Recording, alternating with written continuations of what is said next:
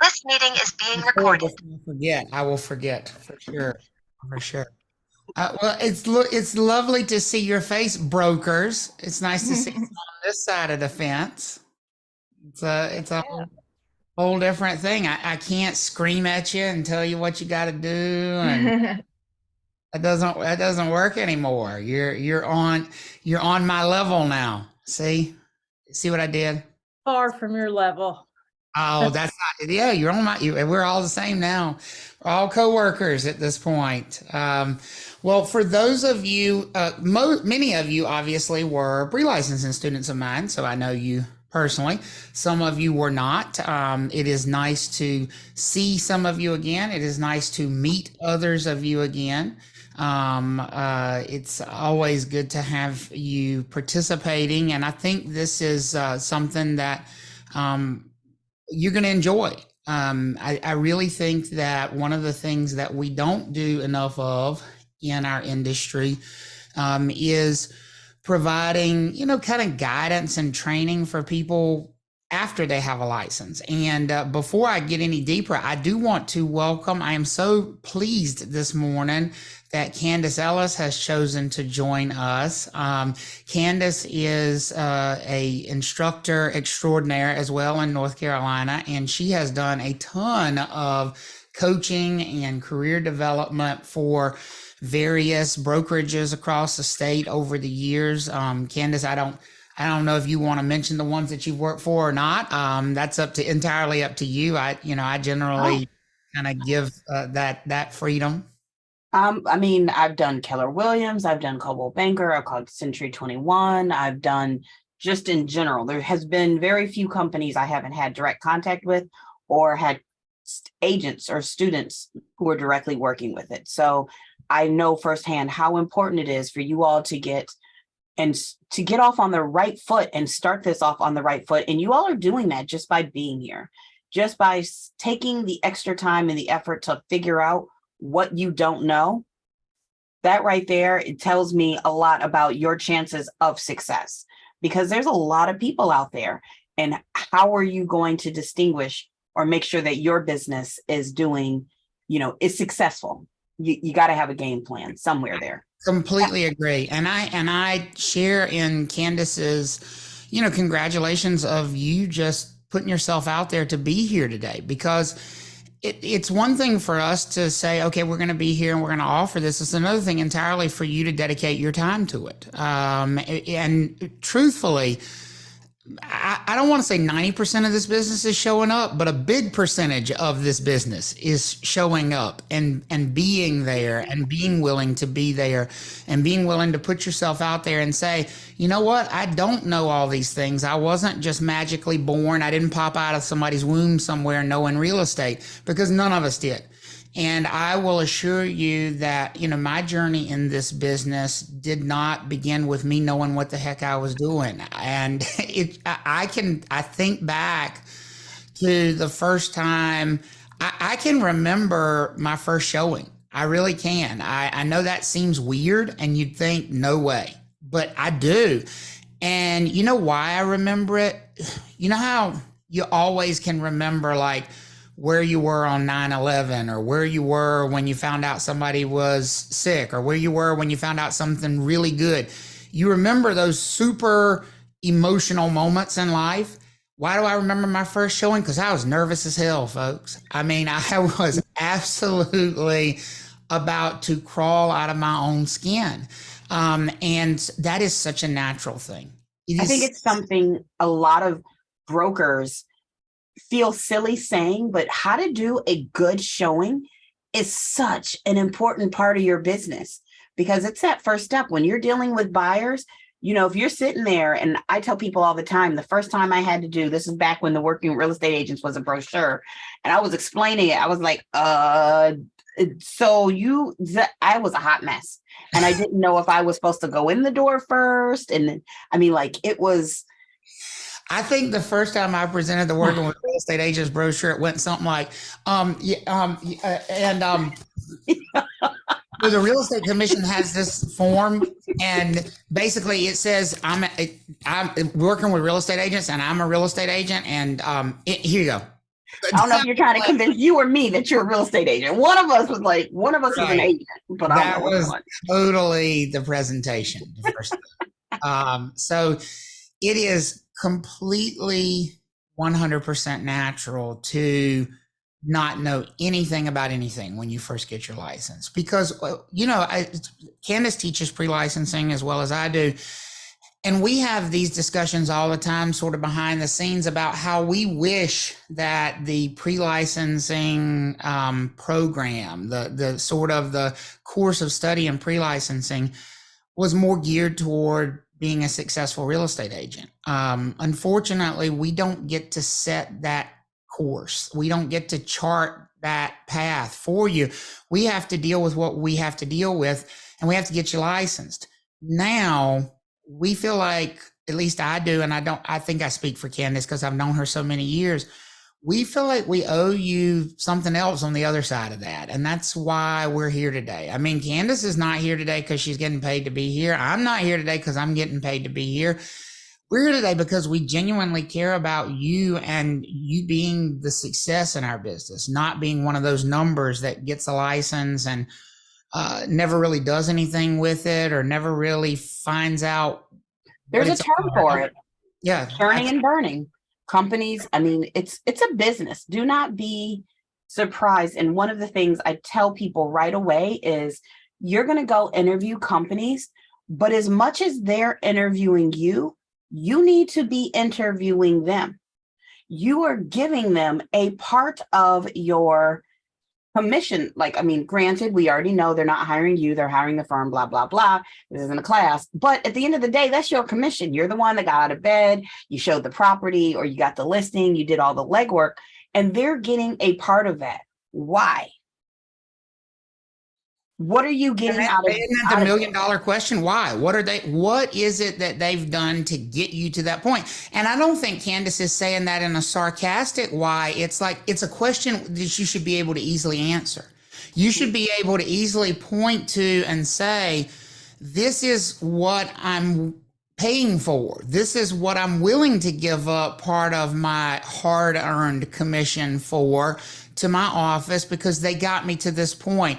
And if you can't really point to those things and say, this is what that expense relates to, this is what I'm paying for, then maybe you've not made the best choice about where to hang your license. And so I love that Kandyce jumped right into this whole, you're interviewing your office more than they're interviewing you, because I think one of the best things that we can talk about sort of in the first setting is, how do you make a smart choice about where you hang your license? So just kind of an informal poll here.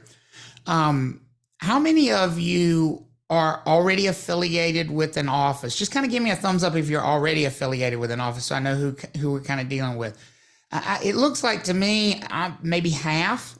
Is that kind of looking at I'm looking at your beautiful faces, by the way, when I asked that question. And it looked like about half of you gave me a thumbs up there. So just so I can check to make sure I'm right, give me a thumbs down if you're not affiliated with an office. If you're not, okay, good. So you're not, the rest of you were not just sleeping. You really were waiting for the question that pertained to you. That's good. Because that gives us a good idea of kind of where people are in this progression. Because if everybody had said, oh, I'm already affiliated with an office, maybe that's not a good topic. But since about half of you are affiliated and about half of you are not, I think it's probably a good topic to talk about for a little while at least. How do you ultimately make that choice? Because even some of you that are affiliated, I'll be honest with you, you're going to change your affiliation before you ever even have a transaction. That happens a lot in our business too. Because I think, Kandyce, people change.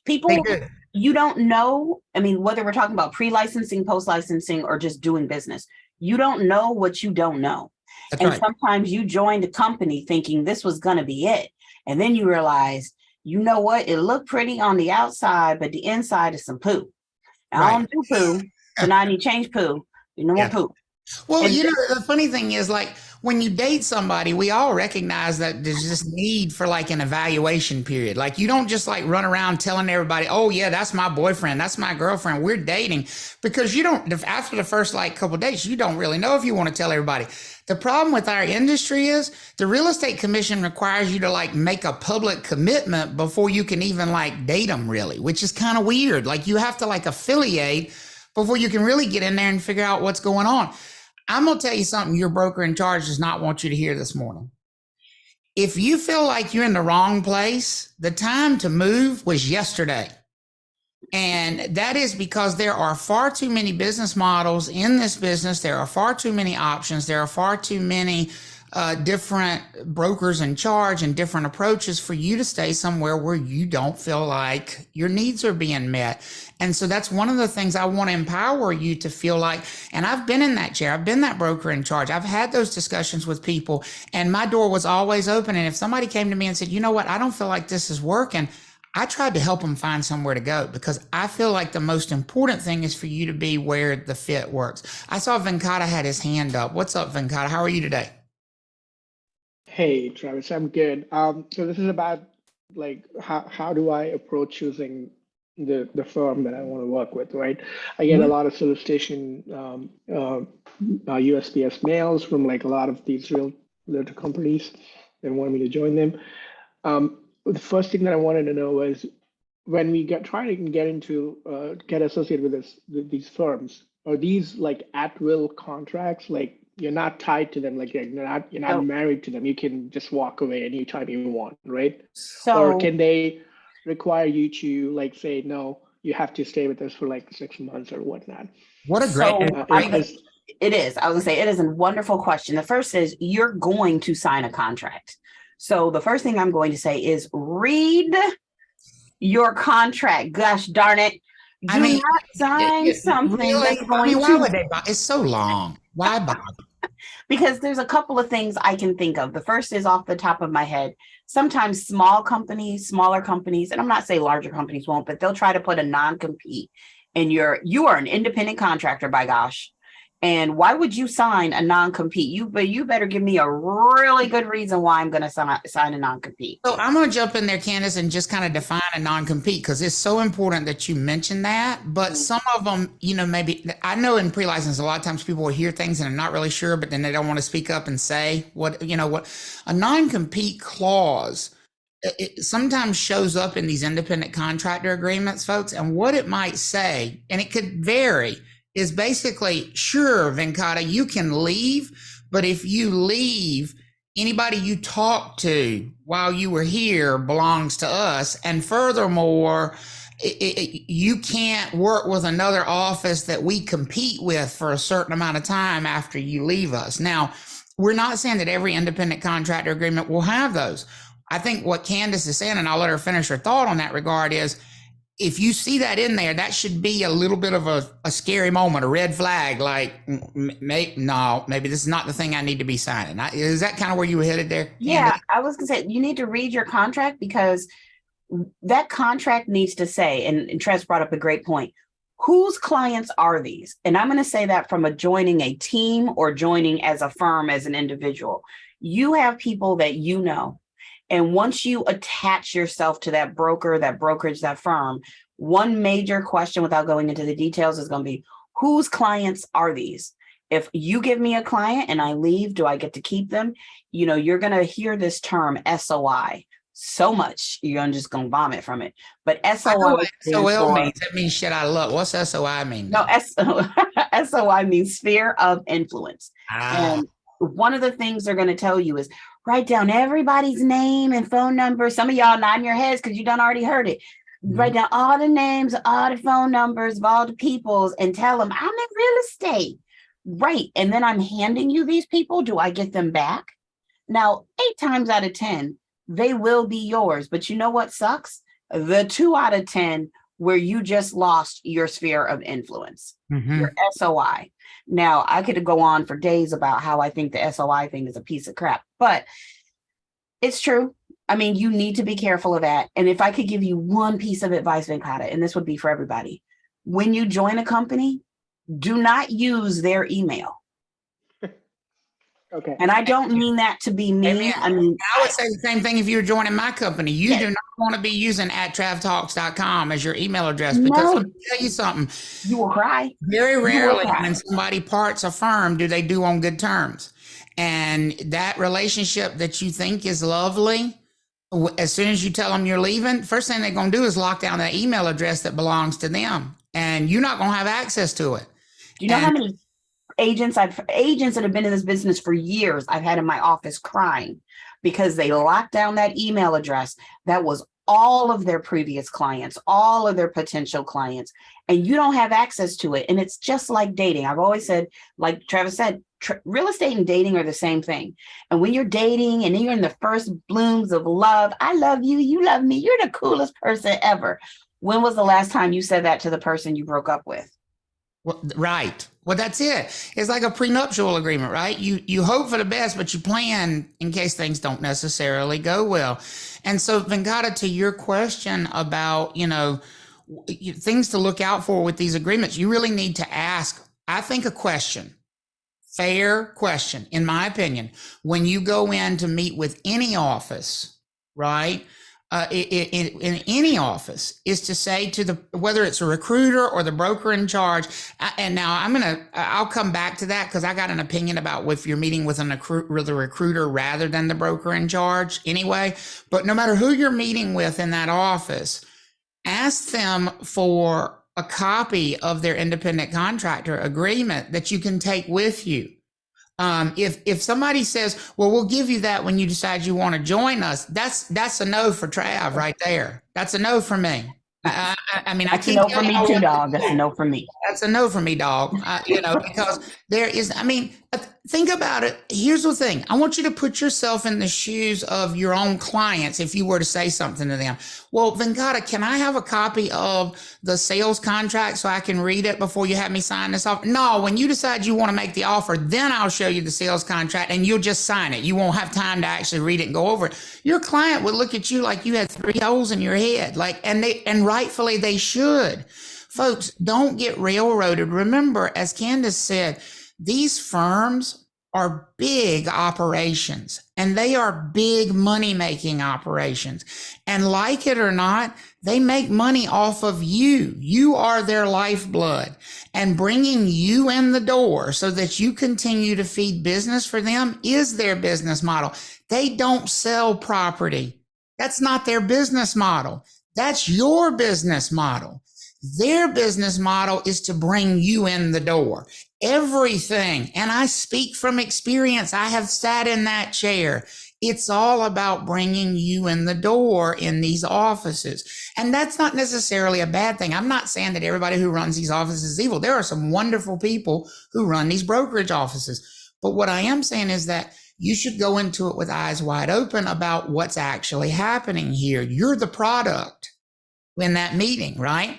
And you have what they need. You have yourself and you have your sphere of influence and your business and your clients that you bring to the table. And so, as Kandyce mentioned, please read that independent contractor agreement before you sign it, and make sure you don't have questions about, for example, who those clients belong to. Like Joseph said, can we talk more about sphere of influence? Because he's heard that thing. Well, can I make a suggestion to everybody? It's one, the best way to figure out what you don't want. Maybe it was just me, but I was a hard-headed kid. I was a hard-headed kid until I got into my 20s that I realized that people who are older than me have already done it. And so maybe I need to learn from that. So you want to find out what you don't want? Go on YouTube and watch some of those videos on why I left a company. I'm not saying that they're not going to be bitter. It's a breakup. So take everything they say with a whole lot of salt. But at the same time, you'll be like, well, I didn't even know that was a thing that could happen. So I didn't even know I should be asking for it. That's it. Now, I don't like to give problems without solutions. Like, for example, Kandyce said, don't use their email. Here's the thing. A lot of them are going to say, we want you to use our email. There's a problem right there. There's a conflict. Here's the solution. You are going to use their email just long enough to set it up to forward to something that you control. A Gmail account. So you're going to give everybody, Venkata@hpw.com. But the thing is, Venkata, you're going to have Venkata@hpw.com set up to auto forward to a Gmail address that you control. And that way, at bare minimum, when you decide to leave, you still have all of your communications from before that breakup. How many of y'all that makes sense to do that right there, right?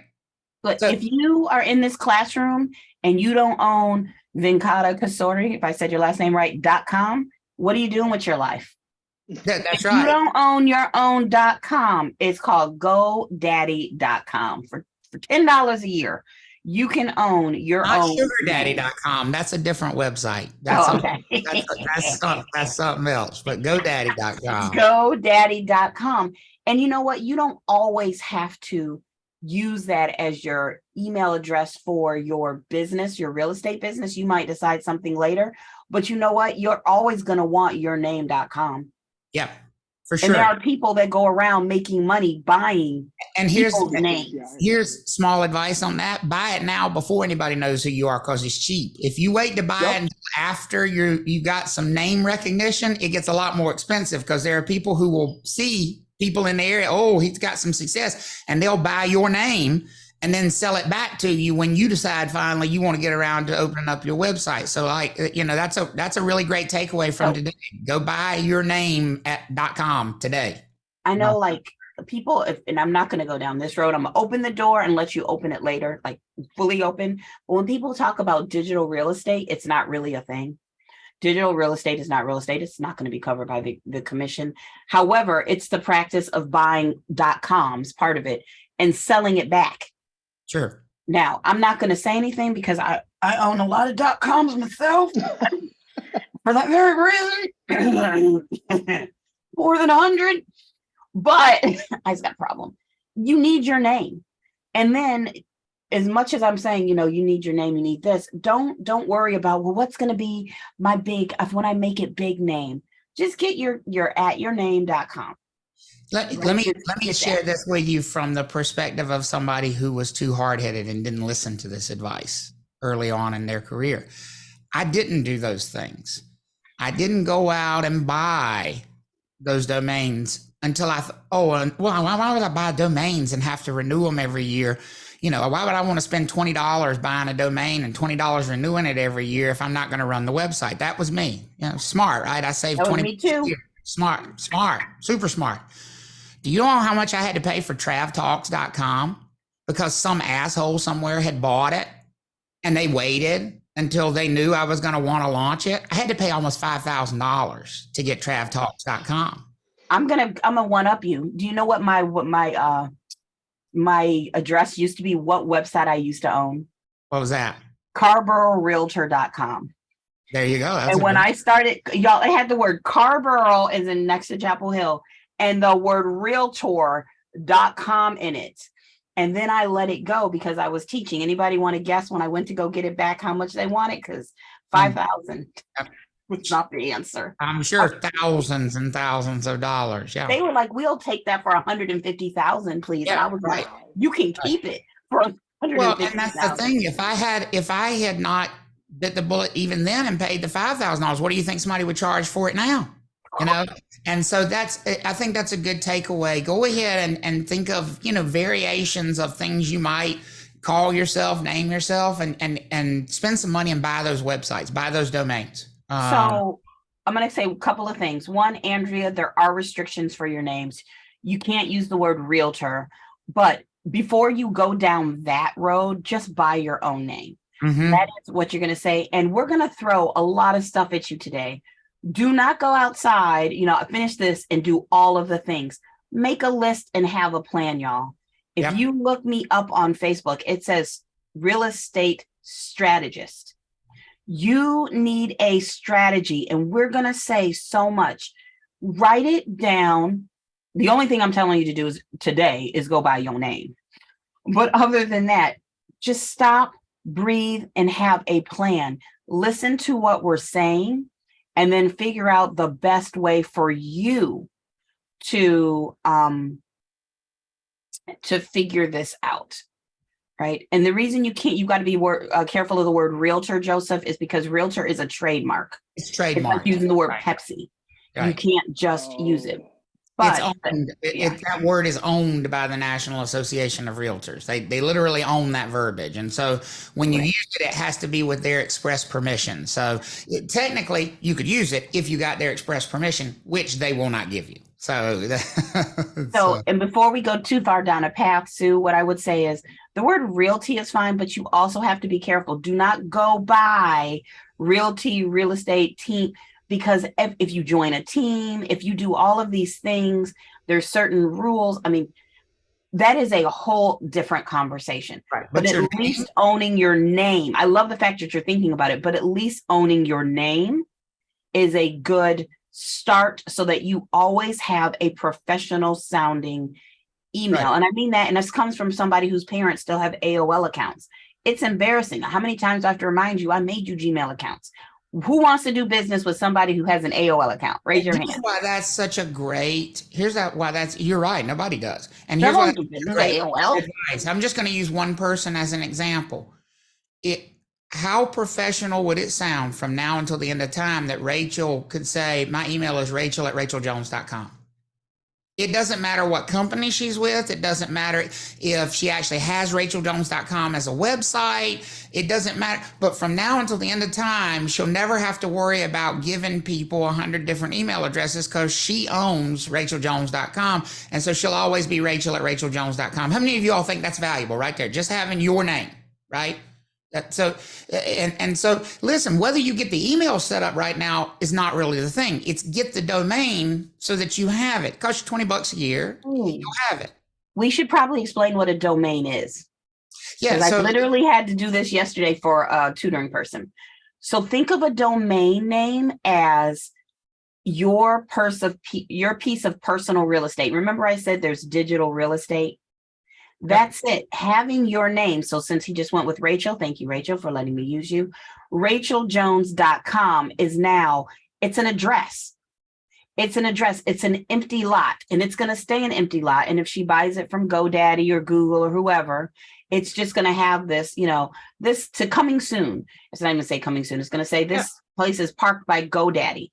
Right. Then you get to choose what you want to do with your piece of real estate. Do you want your piece of real estate to have a website? Do you want your piece of real estate to have, electricity, an email? Right. So getting when we say talk about a domain name, travtalks.com is a domain. But if you're a computer person, if you go into the back end, there's a even longer version of that. Sure. It's kind of like using a bit.ly. You know how we all already know what bit.ly is? Short links. Short links. So you know how you have sometimes you get these long email addresses, or like if you go to say, oh, let me forward something to somebody and it's like a gazillion characters long, you go to something called bit.ly and it takes it and makes it into something like 10 numbers. Well, with websites, it's true too. You have a long legal description and then you have a street address, which is racheljones.com. Yep. What Rachel does with it is Rachel's business. But, and I mean not like your real estate business, but it's yours. It's yours. You're going to pay like $10 a year for it. I'm going to tell you, unless you want to be harassed, go ahead and get the identity protection, because everybody and their mama's going to call you talking about, you need a website. No. Get a website. Can we develop your website for you? Exactly. You pay the extra money to get it, but that's all you have to do. That one websites and healthcare, you get plenty of phone calls about those after you get a real estate license. Yep. So if you can do those two things, great. And also come up with a time frame. Like, go get that today, but figure out your time frame. You got a whole bunch of questions you need to figure out on your own before you can start jumping to a company. It's kind of like that saying, nobody can make you happy but you. Yeah. You're gonna ask your potential BIC, what do you have? And this is all about what do you need? This is all about putting plans in place for you to grow on. Because like you mentioned, Rachel may choose to leave racheljones.com as a vacant lot. If you continue the analogy of thinking of it like a piece of real estate, if she buys that lot, she can leave it an empty lot, right? Or she can put a house there, or she can put a website there. She can put whatever she wants to. It's her lot. But the thing of it is, as long as she owns the lot, nobody else can use RachelJones.com. And that's the key. Nobody else can essentially take over your virtual identity because you own it. And that's why it's a good idea to go ahead and lock it down right now when you're unknown and nobody knows who you are and you can get it for real cheap. That's the time to do it. And do your research, y'all. I'm guaranteed. I know I have one on my computer somewhere from years ago, but do a Google search. Google is free. The Google, as my grandma used to call it, the Google is free. And go Google questions to ask your broker. You can YouTube. I might even have a YouTube video. I don't know, but Google it. You will find videos and lists of what could I be asking my broker? Just like if you were to have surgery, if somebody told you you had to have some type of surgery, would you not start Googling things that could go wrong? Or, what do I need to ask my surgeon? Or when you go to buy a car or you buy something off of Amazon, don't you do a little bit of research? Why would you not research your career? And I think the other thing too, I know Venkata's got a question. I was just going to say this and I'll circle to Venkata. When you go into those interviews, remember you have to not be wowed by the shiny things, so to speak. Like for example, if somebody's trying to get you to join the country club, okay, they take you on the tour and they show you, oh, well, here's the steam room and here's the workout room. And I want to look at them and go, that's pretty, but it don't make a difference to me because I am not getting my fat ass in there and using it. That's not happening.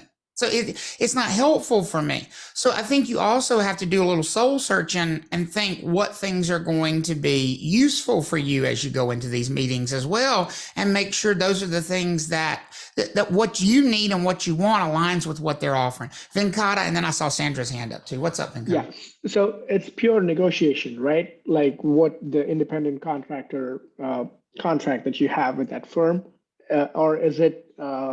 Does commission have any rules on it? In a vacuum, it's a pure negotiation. But what I think you have to recognize is that a lot of these folks that are running these offices aren't really in control. They have a puppet master somewhere that's like a corporate overlord. And so therefore, what they can offer has probably been scripted in a lot of ways. Now, if you're going to, I hate the phrase mom and pop, but a locally owned brokerage, that you're talking to the owner operator, the qualifying broker, if you want to use the real estate commission's language, then obviously they have the freedom to do whatever they want to do. But if you're talking to somebody who's running a Keller Williams office or an HBW office or a Century 21 office or a Remax office or EXP, most likely they don't have the freedom to negotiate you might think they do. They probably have somebody who's given them a script of this is what you can offer. Okay. Sandra, good morning. Good morning. So when you go to get a domain name, my license is Sandra, but I go by Sandy. So do you recommend getting the domain as Sandra C because that's what my license says, or how I use it, which is Sandy? Me personally, I do both. Especially if both were available and both were cheap, I would get both and just protect both. I think, because like, for example, with me, when I found out the fiasco with TravTalks.com and how much I was going to have to pay for it, before I even got that price negotiated, you can bet I ran out and bought TravTalks.info and TravTalks.us and TravTalks.edu and TravTalks. Whatever you could think of, because I'm like, I'm only doing this one time. I'm only getting suckered into this one, So for me, it's like a preventative thing. Now, I'm not saying you as a brand new person needs to go out and buy 50 domains. But in your case, because your name is Sandra, but you go by Sandy, I would probably do both if they were both available, cheap, and you could lock them down right now. That way, if later on in life you decide, you know what, there's another Sandy C in town and she's not the most reputable person, so I want to go back to Sandra, you still have it. You still have it. Okay, but as far as an email address, is it okay for me to use Sandy C, even though my realtor license is Sandra? Yes, absolutely. Okay. All right. Absolutely. Thank you.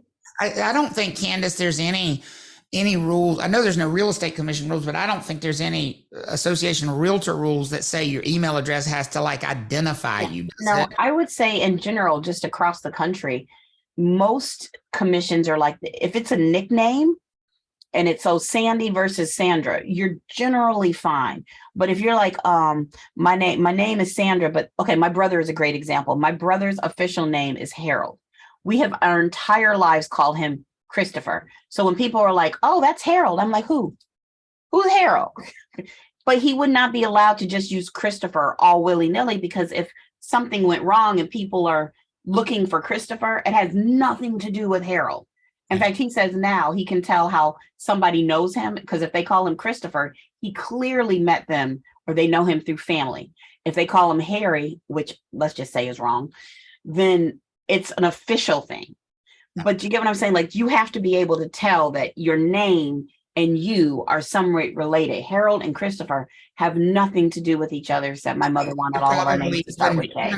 Even in a situation like that, if you went to Christopher's, business card or website and it said Harold Christopher, Ellis, so that it made clear these are the same person, I think you can still do Christopher at ChristopherEllis.com. And, each company, the big thing is don't try to like intentionally hide who you are. And as long as there's not some attempt to do that, then you're pretty good.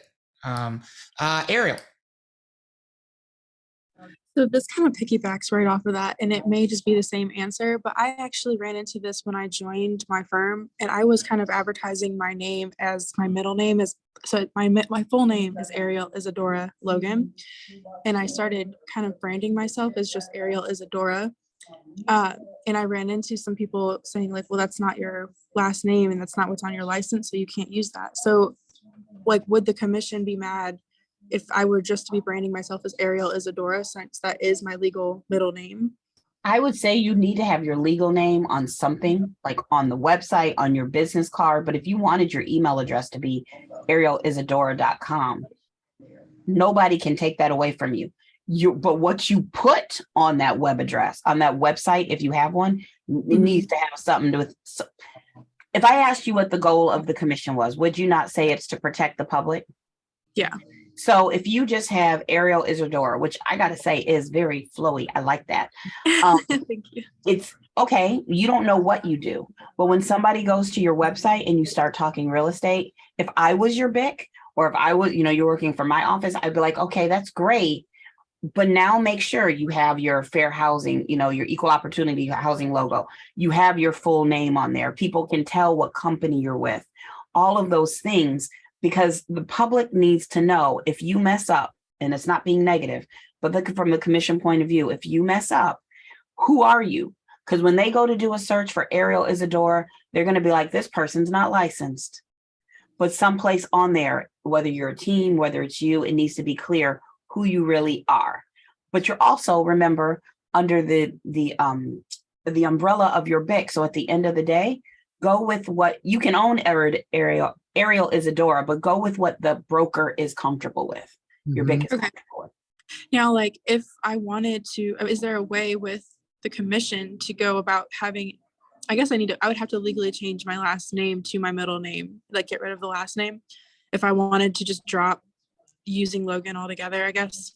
Yes, if you want to abandon it altogether, you're going to have to change it with the real estate commission, which is going to require a legal name change. That's exactly right. Yeah, because otherwise they're going to be, and I'm not saying you're doing this, but recognize there are people out there, Ariel, who for whatever reason have like a criminal history, have a history that their name is a negative association and they don't want, and so they want to hide from who they are, essentially, and that's not in the public's best interest. And so the real estate commission wants to make sure that whatever you're putting out there does match the legality of your name. So yeah, that would require a name change if you would just want to abandon it altogether. Makes sense. Thank you. Yeah. Sue, you've been very patient, Miss Sue. Hi, Kandyce. Good to see you again. And hi, Trav. I have, my question is kind of two parts. The first one regarding name change is like, there's like, a method where you can like kind of have another name or like just for business. I mean, something like that. Would that be kind of recommended, or is that just too much? Like, would people get confused? Like, hey, you got two names, Yep, Travis just said it. It's a DBA. And I know you, Sue, well enough to go. Before you go down that rabbit hole, you got to you can finish your broker classes and then get your LLC. And when you're deciding where you want your LLC to be, or if you want your LLC to be a DBA, that's great. So, and I say this as somebody, I had Sue in class. I love the fact that she's always thinking ahead. I love the fact that you all are planning. Also, do not put the cart before the horses here, people. Yeah. Right now I know Sue also well enough to know that this is probably not putting the cart before the horse. She's probably ready for this. But however, y'all, before you get really caught in this trap of what am I going to call myself, we're saying protect your name and then let it go until later. Y'all have bigger issues than what's my web address going to be. Yeah, exactly. And does that make sense? So I know and again, I'm going to say this in a positive way. I know that Sue's got a plan and she's not going to stop. So I think it's a great question. Having said that, before we get too far down this road, y'all, it's just one piece.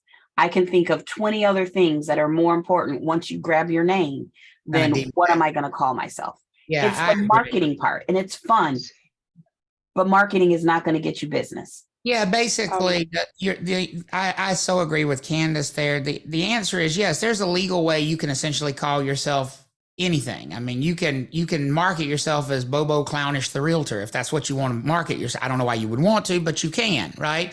But to do that, you've got to register with the state that Bobo Clownish the Realtor is actually Sue Yang. You have to basically make it possible so people could figure out who the heck Bobo Clownish the Realtor is. And that's called a DBA. But I think that's probably 10 or 15 steps at least ahead of where most of you are in your evolution in building a business. And so we want to keep you grounded.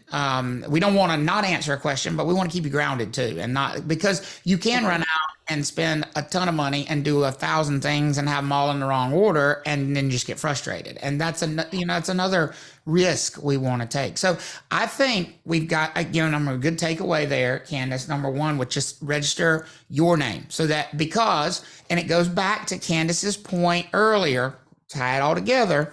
When you're going in and you're talking to these offices, many of them, in fact, most of them are going to want you to use their email and their domain, which you're going to have to figure out a way to address because the odds of you staying at the same office for your entire career are almost non-existent.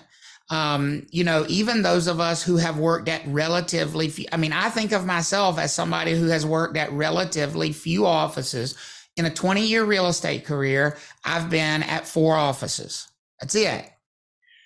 But even still, that's 4 offices. Imagine if I had not ever made plans for having the ability to move. And so that's what we're telling you from the beginning is that recognize that your office affiliation is a matter of convenience, mutual convenience right now. And so you want to be prepared for when and if you need to make that change down the road. I think that's a great point. So love the questions about, what do you talk about when you go in to choose an office? I do think that one of the things, Sue, did it answer your question? I'm going to lower your hand if that got you. Actually, I do have a slightly different question. If Go for it. Right. Okay, so you just mentioned actually that was kind of my second part was like I did some interviews and all the bigs said that I need to associate or sign up for the National Realtor or whatever association, right? Mm-hmm. And I was slightly confused. It's like, okay, so we have the commission that governs our practices, but then like what is the value that they're offering me? Because right now, I guess for personal finances reason, I don't know if I need to or if I can to do that. And I was like, if I join them, what am I getting out of it?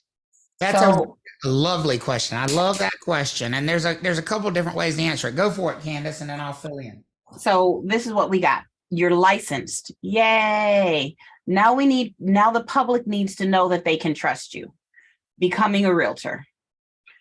That, I mean, we could talk about it in lots of different ways, but the realtor is it's a name. It's making yourself part of a group so that you're cool. I mean, so that people know that you've got something behind you. Ethics specifically. That's awesome. However, when you join a firm, if that firm is a part of the MLS, then that means every single agent attached to that firm must also be an MLS person and must also be a realtor.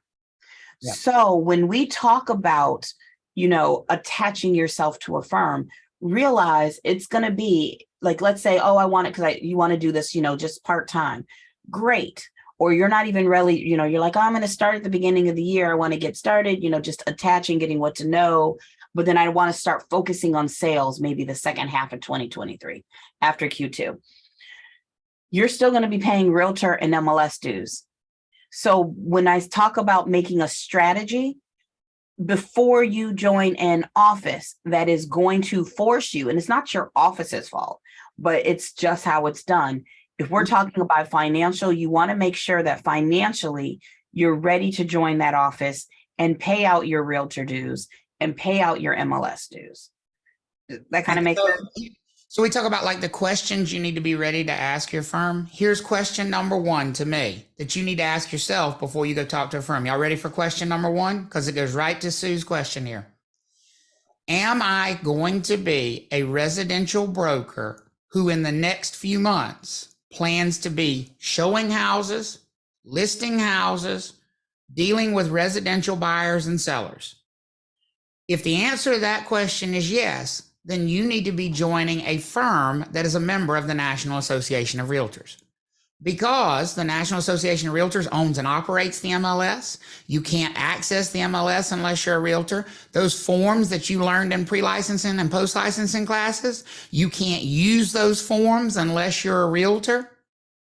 And so if you're going to be actively involved in the residential real estate market, I can't see any way you're going to be able to do that without being a realtor. So does that make sense for a question you all need to ask yourself? So like in Sue, in your case, when you're saying, I'm not really sure what I'm going to be doing for the next few months, you might have to step back and say, you know what? Maybe I don't need to be a realtor right now.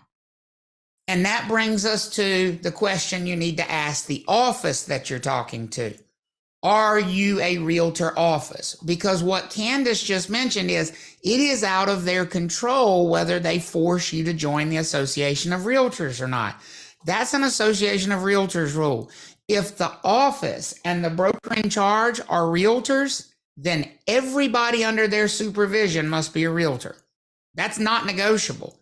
So you can't join a realtor office and not become a realtor. Does that make sense for everybody, that connection? If your office is a realtor office, if you see that R logo on anybody's car in the parking lot, on anything, on any business car, when you walk in there and you see that realtor logo anywhere, you already know that if you join that office, you're going to have to become a realtor. Does that, give me a thumbs up if that makes sense, right? Because that's not the office making that rule. That's the Association of Realtors making that rule. But remember, Sue and everybody else, not every office, not every broker in charge is a realtor office.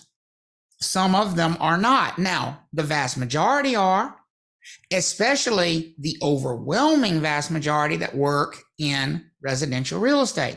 But if your goal is simply, well, I want to get my license active. Maybe I want to do some referrals. Maybe I just want to tag along and be in the office on a day-to-day basis. Maybe you're thinking about commercial real estate. Maybe you're thinking about property management. Maybe you're not thinking about what you want to do at all, but you just want to get your license active. You need to find a non-realtor office if that's your goal, because that's the only way you're going to be able to avoid paying those dues. Is everybody clicking on kind of why that's an important distinction to make between a realtor office and a non-realtor office? If there was one thing I want you to walk away with today, if we're talking about how to choose a brokerage, and I said it before, you need to figure out what you need. And I'll say it this way, it's like, because when I'm teaching, I teach at different schools, I work at different companies. But at the end of the day, if you're asking me as a coach, what I think, where should you go? My first question is, you have to choose, are you going to go to university or are you going to go to college? There is a difference between signing up as, you know, if you decided you're 18 and going to school, there's a big difference between going to NC State and Meredith. You can get lost at NC State. You can get your degree and nobody will ever know your name except for the teachers that had to give you a grade. And you can go off and do your own thing. Or you could go someplace like Meredith. And I'm saying Meredith because it's a smaller college where if you don't show up to class, your teacher's going to be like, you okay? You got the COVID? Where you be? So when you make a list of places you might interview, this is not on them, this is on you. You've got to figure out, am I looking for the university experience or am I the person that wants some more hand holding? Yep. Do I want the place that's going to have all of like any of the big names, KW, Coldwell Banker, Century 21, all of those things that are going to have all this information it's going to be like pre-licensing class where all this stuff is coming at you. Or do I want to go someplace that's going to be a little bit more hand-holdy, where they're going to lead and guide me a little bit more one-on-one? Both have pros, both have cons. There's not one that is better than the other. But what worked for me may not have worked for Travis, which may not have work for Rachel, or may not work for Sue or whoever. All of you all are different. You stop comparing yourselves to other people and what you see on TV. Your business is what you design. And that means you need to figure out what you need. So before you go in asking all these questions to a broker in charge or a recruiter, what are you looking for? And how is that company going to solve those needs for you? How are they providing for you? Exactly. And I'll just throw in my hat, and you said this, I'm going to say it in my blunt fashion, right? Any office that tells you they're perfect at all of it is lying. There is no such thing as the perfect office. There is no perfect balance of we do all the things that a little firm does and we do give you all the bells and whistles that a big firm does. That doesn't exist. I've looked at all of them. If it's out there, I have not found it, folks. What there are trade-offs. And so it really is, I think the analogy of looking at college versus a university is the same thing. Are there going to be things that NC State has to offer that Meredith never will? Like, you know, somewhat big time college athletics, if you can call. I'm kidding. Stop it. You know, but like big time sports, obviously NC State's going to offer that. Meredith never will, right? So you have to ask yourself, how important is that to your decision? Well, how do we compare that in real estate? If you want the latest and greatest technology where you go into a virtual training room and you have your own avatar and they have their own world where you're like wearing a VR headset to go to your virtual training this week, you are not going to get that at Tarboro Realty. Okay? But by the same token, if you hang your license at Tarboro Realty, you're probably going to see your broker in charge every single day of the week. And when you have a question, they're going to be right there around the corner. Well, the place that has the virtual headset training, you may never meet your broker in charge, ever. And so you've got to ask yourself, which person are you? And that's, I think, Kandyce's big takeaway there is that's not on them, that's on you, right? And so often and that's why you can't be judgy on yourself. Don't feel like you have married this firm forever. All right, a lot of you, half of you said you've already chosen an office. I guarantee if I asked a follow-up question, how many of you that already chosen an office have already had second thoughts about the office you chose? There would be some hands that would come up, wouldn't there? Right? I see them already. Like, yeah, I'm you talking to me right now. I saw them. It's okay. It is okay. Because sometimes you don't really know what you've signed up for until you're there. Folks, unless you have already generated business, changing is no problem at all. I mean, changing offices is as simple as sending another form to the real estate commission. Now, if you have already, got transactions going on and people under contract, that's a whole different conversation. But my guess is if you've already got transactions going on and people under contract, you might be thinking about other things rather than changing offices right now. So, it don't feel like you have made a lifetime commitment. do some soul searching, ask the questions when you go in there. Thank you for sharing that, Dennis. But I think it's huge to really go in and view it as, you know what, I'm here to find out if this is the right fit for me. I know I'm the right fit for you because, quite honestly, you'll take anybody. That's really the way you should view it from the firm's perspective. They will. I mean, let me just break it to you. They'll take anybody. They will, you know, because for these offices, you represent the potential for income, and they're not going to turn that away, most of them.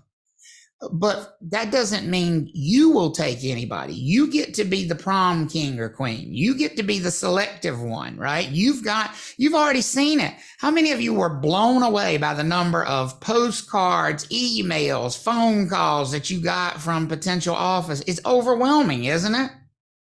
And so you know right away who's got what they want. You got what they want. So make sure you handle it that way when you go in and you talk to them. That doesn't mean you have to be demanding or overbearing, but it does mean you go in and you say, you know what, I am really here to find out if this is going to work for me. These are the things I value, and I want to know how you're going to help me get my business going based around those needs. So I will say this to you all. And I haven't forgotten you asked about why I don't do my SOI. All of this, okay. If I was coaching each of you on an individual basis, one of the first questions I ask is, let's say I handed you $250,000 right now because I won the lottery tonight. And I said, okay, here's $250,000 cash. Go start a bakery. How many of you all think you could be up and running and successful and have a whole bunch of clients to your bakery by the end of the month? What? No. Even if you wanted to, what kind of bakery are you opening up? What are you selling? Is it going to be a French bakery? Are you selling like American stuff? You doing like at home stuff? Where's your bakery going to be? What color your bakery going to have? How are you going to tell people your bakery's open? Who's going to be baking? How do you know how to bake? And yet people and new agents, no matter your age, where you're from, you all are like, I'm a realtor. I need business now. This is not a J.G. Wentworth commercial. It does not happen. It does not just happen like that. Now I got a stupid. You're welcome. Structured settlement. Those are great. Now, I can't. All you got to do is say it, and that stupid I song. know. Yeah. You all have to be. You are starting a business, and if you couldn't make the bakery happen in 3 weeks flat, why are you judging yourself and being so hard on yourself because you've been in business for 2 months? You've been in business for 2 months and you don't have a closing. And then you look at somebody, I'm going to call, you know what? I'm going to say it's like my grandmother's name was Mary Bell and she's dead. So that's why I use her name. But if Mary Bell has 5 closings in the first 5 months, you start looking at her, you're like, well, Mary Bell had 5 closings. Well, did Mary Bell tell you that she had a death in the family and those 5 closings came from properties that are from their will? Right. You're looking at it as somebody has done something that you should have done, but you don't know their backstory. Mind your own business. Mind your business, not everybody else's. Take your business, build your business the way you want to build it. Now, am I saying you don't want to do business in the first couple months? No, that's a whole different conversation about how you build up your business. But you got to have a plan and stop expecting miracles. Yeah. If somebody comes to you as a new agent and says, so some of those of you all that have joined offices and you're ready and you're doing all of these things, and somebody's like, I want to list my house. Great. That's why you have a broker. I was a broker. That's how you know I teach for different states. You have a BIC. That's what your BIC is for. They should help you. Hopefully they have some type of coaching and training program that has helped you, figure all this out. But that's awesome. It doesn't necessarily mean that you were ready. Right. Again, take it back to the bakery. Somebody could come in and be like, I'll offer you $100,000 for 4 dozen brownies. You better figure that out. But it doesn't mean you're ready for business for everybody. Does that make sense? And everybody's bakery is going to be different. And some of y'all are going to be like, I'm going to have a food truck. So I'm going to do this. I'm going to operate someplace else. it can look so many ways. It's very individualized, which is the curse of our business, but it's also the beauty of our business too. Yeah. And now I want a brownie. Crap. I know. Lydia, what's up? Hey there, Travis. Hey there. And Kandyce. Hi. This is really good information, and thank you both for certainly doing this coaching session for us. But Travis, I wanted to kind of throw a question out there because I am starting with the interview, and as you said, I've gotten at least 10 different brochures in the mail for companies to interview with, and I'm just wondering, I'm preparing some stuff now for the interview. Starting out with the interview, I know you mentioned speaking towards your value and what you bring to the table. I'm wondering how much selling of myself, because I have access, my background is military, I have access of having worked in a military community and a host of other sphere of influence from previous corporate and nonprofit positions that I've worked. So I would be bringing to them a pretty decent sized sphere of influence. So I'm wondering, going into that interview, how much of me do I sell in that process? And I only have this to compare with other interviews I've done in other jobs. Here's my response, and other people might have a different take, but here's my response, Lydia. Learn how to take yes for an answer. They already want you. You don't need to sell them on that necessarily. Now, I think it's fine if you want to share that, and they'll certainly be excited to hear it. But I think that should be much less of your focus than you internally recognize the value you bring to them, which it sounds like you do, but make sure. So approach it from the standpoint of, if you're going to talk about that, say, I know I bring great value to your office because of these reasons, because I have this sphere of influence, because I have these contacts. What I want to know from you is, how are you going to help me maximize that sphere of influence? What is your office specifically going to do? What would your game plan? If you had to tell me 3 things to get started on tomorrow, because those are the kinds of questions I'm going to be asking you if I hang my license here. If you had to tell me 3 things to get started on tomorrow that are going to help me find the value in that sphere of influence, what would one of those 3 things be? To me, that's the way you use that, because what you've done is you've channeled that value you bring. And rather than saying, pick me, pick me, pick me, you're saying, I know you want me, honey, but you're going to have to tell me why I want you. And that it's a mindset shift. I hope that helps a little bit. Can I jump in and say 2 things? What were they? Good God, I help getting over. Oh, so when you all are choosing a place, one of the things that's going to come up are your commission splits. You get what you pay for. And some companies are going to say, oh, we'll give you 90% of whatever you bring in. But did they have the person to coach you or help you or give you the training that you need? And so, which leads me to the second statement and kind of take it back to where we started this class. I love a good SOI, and do not sleep. I'm going to say this, and I don't want you to say, oh, well, Kandyce said my SOI is crap. That's not what I'm saying. But does everybody have somebody in your life who raised you, loved on you, that you would protect at all costs? And if they did you wrong, if somebody did them wrong, somebody's going to feel it. You got that person in your life? Mm-hmm. Well, think about that person moving to Alaska. And they go, okay, well, you're in real estate. Can you recommend for me a referral so I can buy a house in Alaska? How many of you all are sending them to this person that you just found? It was somebody in one of your Facebook groups that talked about how they just got their license. How many of you all are sending that person you love to a brand new agent? Right. Stop thinking your sphere of influence is going to send you all of the business. Because right now, and I know, Joseph, you asked for it, so I'll just use you for an example. Let's say, Joseph, I see a guitar in the background, I do believe. If Joseph is in the music industry right now, the people in his life see him as Joseph in music. Yes. Your job in real estate is to get people to see you as Joseph in real estate. So that means you're going to learn these skills and you're going to take classes on how to build, get people to see you that way. So having a sphere of influence, that's why I say it's crap. A lot of companies, and they get mad at me when I say this in training classes. I'm like, stop telling people your sphere of influence is going to bring you lots of money.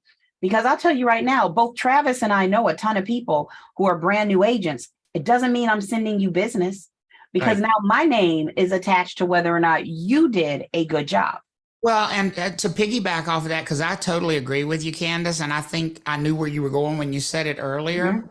To totally piggyback off of what you just said, it is the hardest to reinvent yourself with the people you already know. And that's what you have to do. That's what you're faced with your sphere of influence. You have to completely reinvent yourself. I mean, for me, I worked in college athletics before I got a real estate license. Do you think everybody at the University of North Carolina in the athletic department was clamoring to have me represent them when they bought or sold a house just because all of a sudden Travis, who used to work in the baseball office, now has a real estate license? Or do you think they went to other real estate brokers who had been around for 20 years that they had already used? They went to those other people. That sphere of influence, folks, will disappoint you far more than it will uplift you. Far more.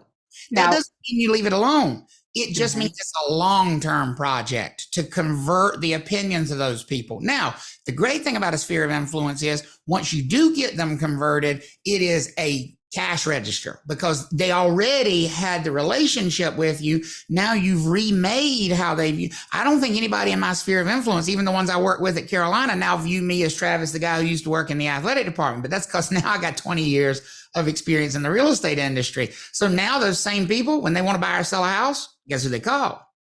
Me. Because now I have both the personal connection and I've remade my image for them.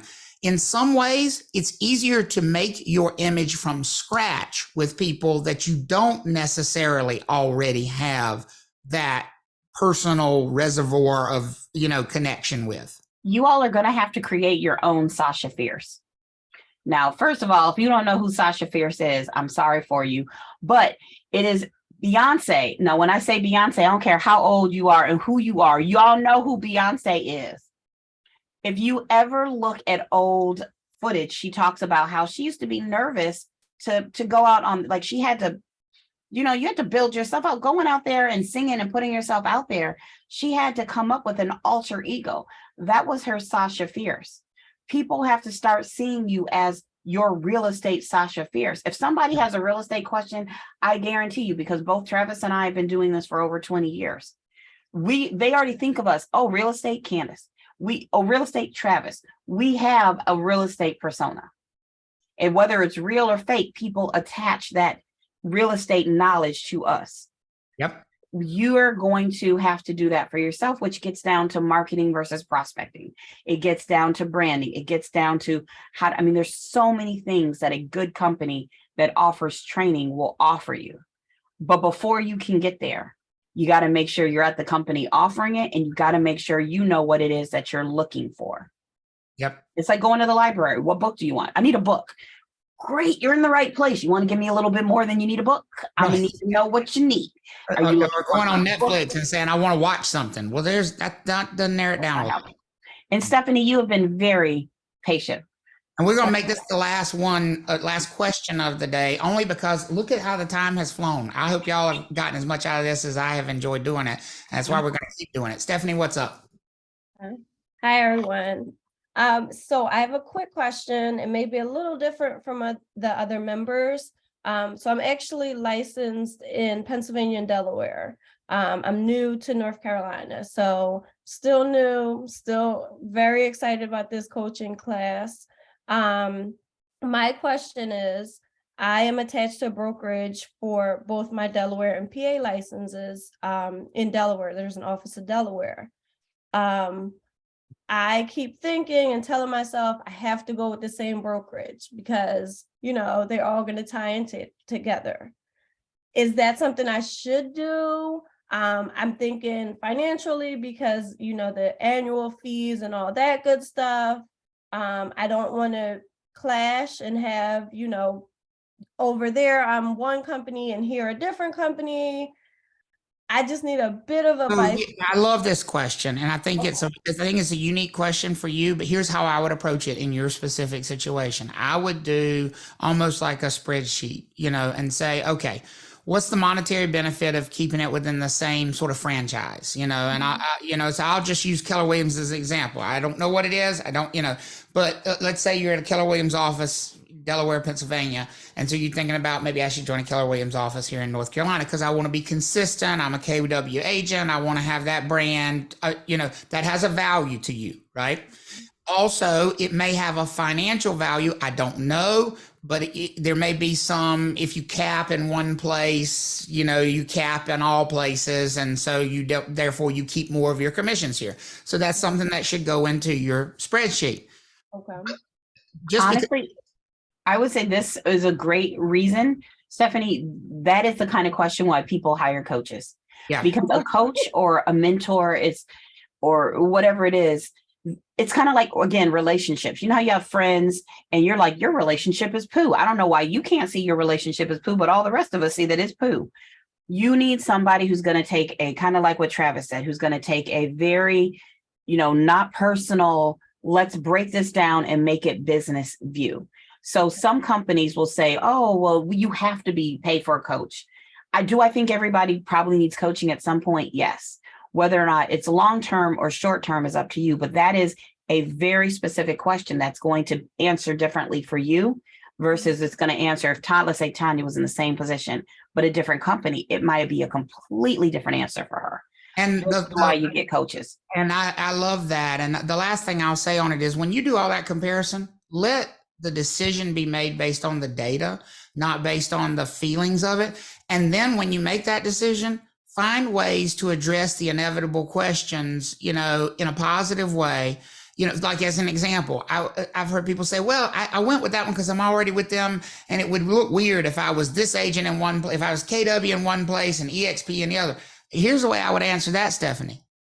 I make the best decision for my clients always, period. That's what I do. And in this market, that was this brokerage. And in this market, that was this brokerage. And so that's exactly the reason why you should come to me with your real estate concerns, because even when it's not convenient for me, I'm going to make the best decisions for you because that's what I do. See, that's is it frowned upon to do one and the other? Nobody cares.